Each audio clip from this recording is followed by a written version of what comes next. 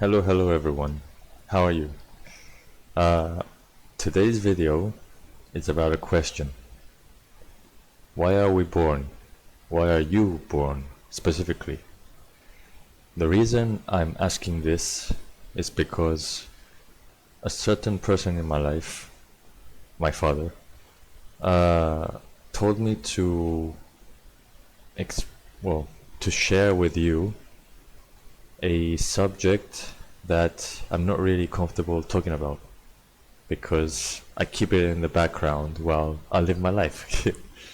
The subject of my epilepsy and how I learned through experience and practice to keep it in control and live independently without anyone looking after me. And I know some of you are not going to be interested in this, but this is not for you.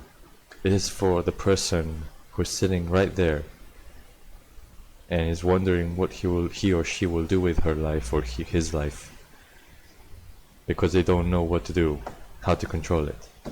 Well, I'm here for you, so listen up.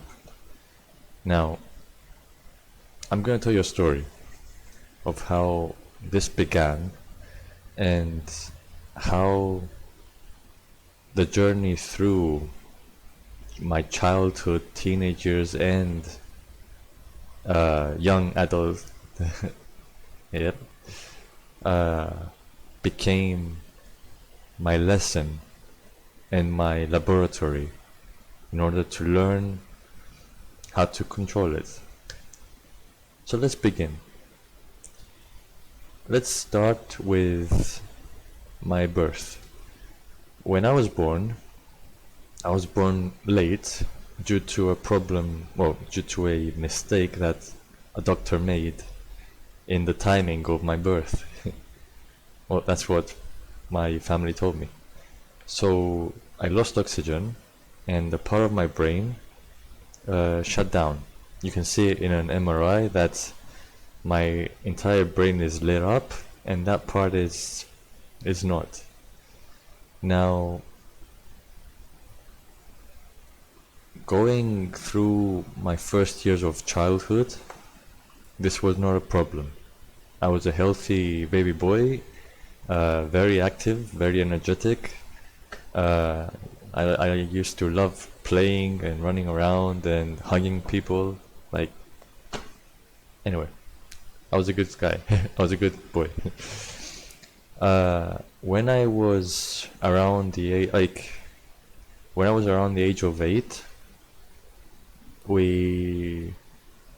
the first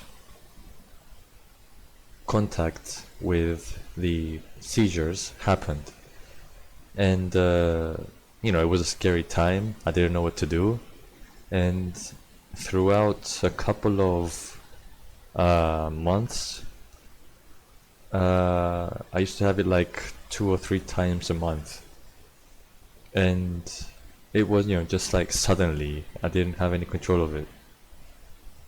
And the doctors, well, from what my family told me, the doctors told them that I would not live a normal life, that I'm gonna have someone next to me all the time, looking after me, taking care of me,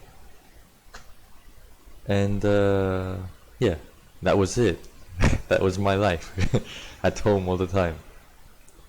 Well, I was a stubborn kid. I didn't like people telling me what to do, what I cannot do. And so, I remember that in my head I told the doctor I'm gonna do exactly what you didn't tell me, what you told me not to do, all of these things. That you cannot ride a bike, you cannot drive, you cannot live alone, you cannot play video games, which, me, without video games, no. So, I began my journey doing the things. I learned how to ride my bike, ride roller skates, skateboard at school. I wasn't that good at skateboard, but anyway. I learned how to play football with my friends, like everything that normal kids do. I would copy them and also do it because I wanted to be like them, one of the cool guys. Um, and slowly, I started going to school on my own, using the train and bus in the UK, and using my bicycle in Cyprus. I used to start going as a teenager to birthday parties with no adults. Yeah, just us dancing and having fun. And I remember that when I came to Cyprus, like after my 16th, when I decided that I'm gonna leave the UK so I can have like a more free life, because it's sunny here, you can get out more. In the UK, it's always, cold and damp and rain, so you're always inside. After I came to Cyprus was the big transformation where I started meditating. I started visualizing and using the secret, the law of attraction, to build myself up and see a future where I had friends, where I had a girlfriend, where I could drive, where I could go to university, I could go to clubs, And even though I had people telling me throughout the years that I shouldn't do this, it's dangerous, you might hurt yourself, or you can't. One person literally told me this. I'm not gonna say her name. She said, "I don't want my son, your cousin, to become like you." And this was when I was studying my third year of business administration bachelor's degree. And just because she was seeing me that I was gaming at home a lot and going out, and clubbing with my friends, I think she didn't like that. She wanted him to be like a Chad kind of guy, extrovert. Anyway, their choice. But yes, and there are a lot of people who told me I'm not gonna finish my studies because it's too much for someone like me who has this. And so I did what I did as a kid. I said no. I don't care if I have a seizure at school or at university. I'm gonna do it. I'm gonna finish them. And so I did. I finished high school. I finished university. I started going to martial arts. Okay, from an early age I was going to karate because my godfather was a sensei in Shotokan karate. And I started going to ninjutsu as well later on. And I did that for, let's say, ninjutsu around 9 years and karate for like 1 or 2 years, I think. Somewhere there. I learned where my limits were throughout the years, and I was observing myself during the seizures, and I was observing like how long it would take, and I was observing what part of my body was doing it, and I would become the person inside the mind that was just basically talking to myself and saying, okay, let's wait it out, it will go away, and blah. And because like in my late teens I was tired of having it happen whenever, so I started trying to stop it. I started trying to find ways to control it. And I learned that way by observing my stress level, by observing what triggered it through my senses, what triggered it through my thoughts and emotions. And I was starting to say no to it whenever I would feel it coming. And if it came, I would hold my fingers here so that there would not be contact, and I would pull them apart. And in the beginning, okay, it would happen. But slowly, as I was getting more experience with it, I learned to stop it before it happened. By doing this and breathing, like it's like a big breath and a sudden letting go of everything, just being empty. And by being empty, it would stop. The electricity would go back to my brain, and that's it. Now, again, over the years, as an adult, I learned how to control that electricity to the point where when I'm stressed, I feel my brain is a bit more bloated, not bloated, a bit, bigger. And I feel that here it gets stiff. So sometimes it sends a little bit of a jolt to my fingers.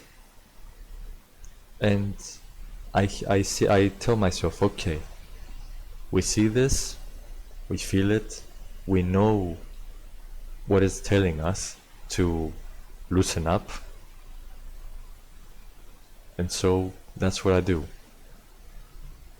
I imagine my brain decompressing, not compressing, deflating, yes, or becoming smaller, like in its normal state. And I kind of command it to go back, like basically I stay still, I focus on the amount of electricity that's in here, and I wait for it to decide to go back. Because if I was gonna move, it would go front. It's a technique that I developed through the years. Anyway, a lot of you who have it will learn other ways to control it, but that's my way.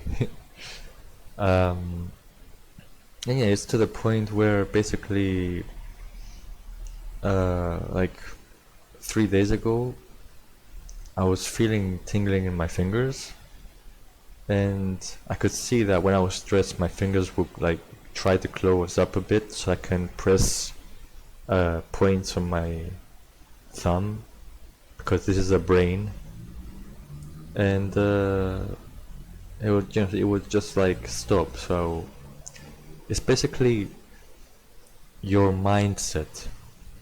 The way you are in here is most of the work for this.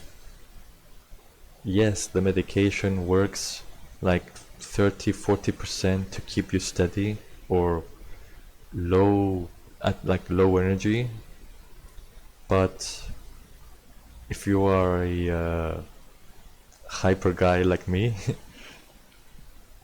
that doesn't do much. It just keeps you steady and keeps you from feeling like electrically charged person. Now, the rest of it is in the mind. That's what I'm saying. So if you're having seizures and they're uncontrollable, work with your mind. Try to find peace between yourself and your body, and try to observe everything that is happening, but without panicking. That's the thing.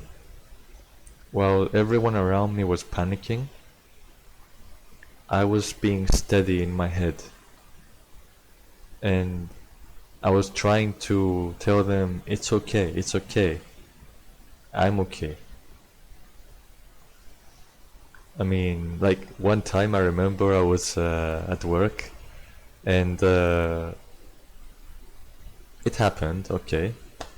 I didn't control it because I wasn't ready for it. And there were people above me, like shouting and everything. And as I was having it, I was like, be quiet, it's okay, I'm alright. And then I went back to having it. That is how strong your will must be to overcome the actual power of your body. That's the solution.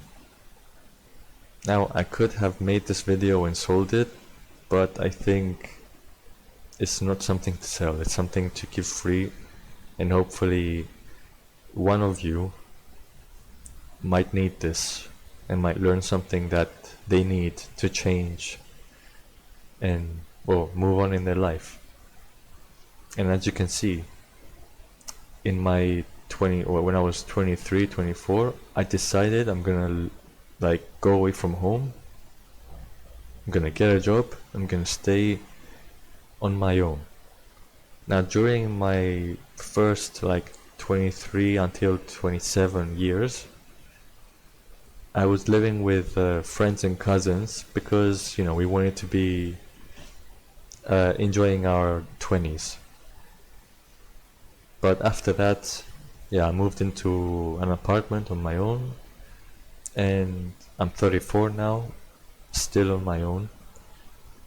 No one lives here, no one is controlling me, no one is observing me, I mean. And slowly you learn to live with it, and you learn to adapt to what it's trying to tell you. So go ahead and do it, and treat it like it's another person inside you, like what Bruce Banner does with the Hulk. That's kind of similar to us. If you yes, something else. There was a time where, in order for me not to have it, I was always keeping a steady balance of stress. So even though on the outside I was calm, on the inside I kept a bit of stress, so that if a jolt comes, I'm ready to meet it and lower it down. So that's another technique that I learned through observation. And yes, I did go to a doctor in genetics hospital in Cyprus. I told him what I do, and he said, no, this is true. I think you're hallucinating because no one can control epilepsy. That's what he told me. I was like, but I do. And I want to teach people. I want you to use my brain or something to teach others.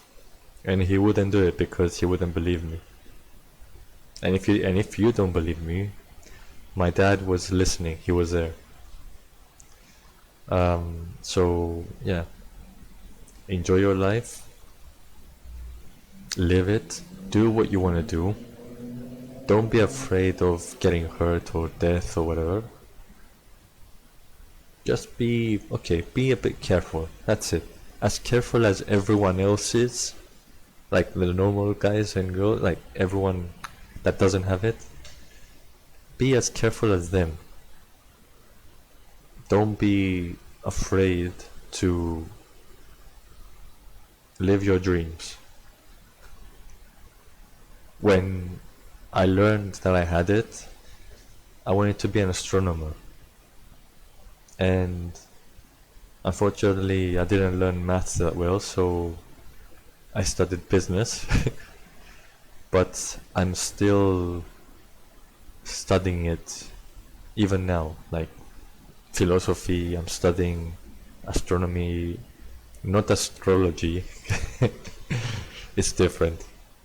Anyway, I'm blabbering on, so just want to say have a great day, stay safe, and enjoy your life. Don't fear it. Adios. And if you have any questions that I can answer, put them in the comments below, like the video, subscribe, and I'll see you on the next one. Bye.